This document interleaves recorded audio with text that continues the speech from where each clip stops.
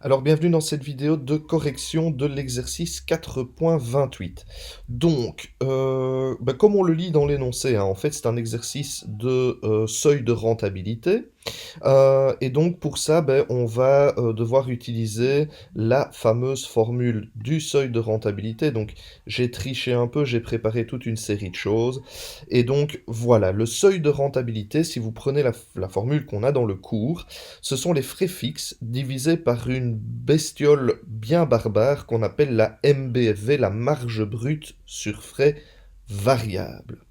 Donc moi j'aime bien toujours partir de la formule, donc c'est bien, il nous faudra les frais fixes, et ça on voit qu'ici, on nous donne donc 60 000 pour le hall, 170 000 pour les machines, 45 000 pour les salaires, 5 000 d'assurance et 98 000 d'autres frais fixes, donc en gros tout ça, ce sont des frais fixes, donc ça c'est déjà une bonne nouvelle.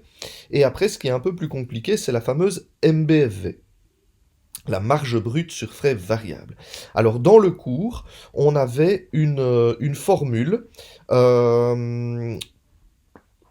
donc qu'on n'avait pas noté directement parce que la formule la voici. Et dans le cours, on vous sait travailler avec un petit tableau.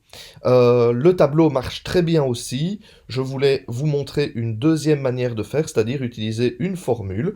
Donc en fait, si vous reprenez le tableau qu'on avait utilisé dans la théorie, le tableau de 5 lignes et 3 colonnes, eh bien vous avez en fait la MBV qui se calculait toute seule. Et le calcul qu'il y avait derrière, et que vous faisiez en utilisant le tableau, c'est celui-là, c'est le chiffre d'affaires moins les frais variables qui donnait le BBFV, le bénéfice brut sur frais variables, ça c'est ceci, et qu'on divisait par le chiffre d'affaires pour le mettre en pourcent. Et donc voilà la formule écrite plutôt que dans un tableau. Alors, ça donne quoi cette formule si on la particularise pour notre exercice? Ça donne ceci. Ben oui, parce qu'en fait, dans l'exercice qu'on a fait dans le cours, on avait un chiffre d'affaires d'1 million d'euros, moins des frais variables, je me souviens plus le montant, et ça nous donnait un pourcentage. Dans l'énoncé ici, c'est un peu le problème de beaucoup de monde, c'est qu'on ne nous donne pas un chiffre d'affaires, on ne nous donne pas des frais variables de toute une année. Mais par contre, on nous dit qu'il y a des frais variables de 124 € quand il y a un produit de fabriqué. Et on nous dit aussi que chaque produit est vendu 169 €. On peut utiliser ces infos-là.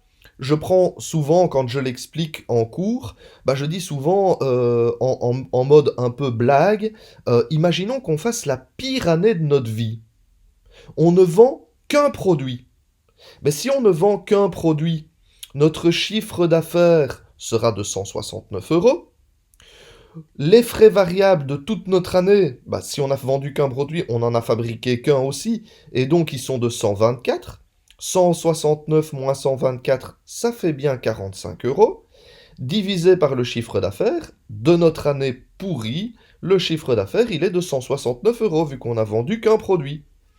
45 divisé par 169, ça donne 26,63% ou en décimale 0,2663. Ça, c'est notre MBFV. Génial, on a notre dénominateur. Il nous manque le numérateur, les frais fixes. Et ça, je ne vais rien apprendre à tout le monde. Les frais fixes, on nous les donnait, il suffisait de faire la somme. 60 000 plus 170 000 plus 45 000 plus 105 000 plus 98 000, ça donne des frais fixes totaux de 378 000 € par an. Divisé, pour l'année en tout cas, divisé par la MBFV qu'on vient de trouver, super simple, 378 000 € divisé par 0,2663, ça donne 1 419 450 €. Ça, c'est le seuil de rentabilité. Et on nous demande combien de pièces il faut vendre pour arriver à ce seuil. Alors si je vends chaque pièce 169 € et que je veux atteindre 1,4 million, eh bien combien faut-il en vendre? Il suffit de diviser 1,4 million par le prix d'une pièce et ça nous donne 8 400. La bonne réponse est donc 8 400 €. Voilà, voilà. Je vous souhaite une bonne étude et j'espère que cet exercice ne posera plus de problème pour vous. À bientôt. Au revoir.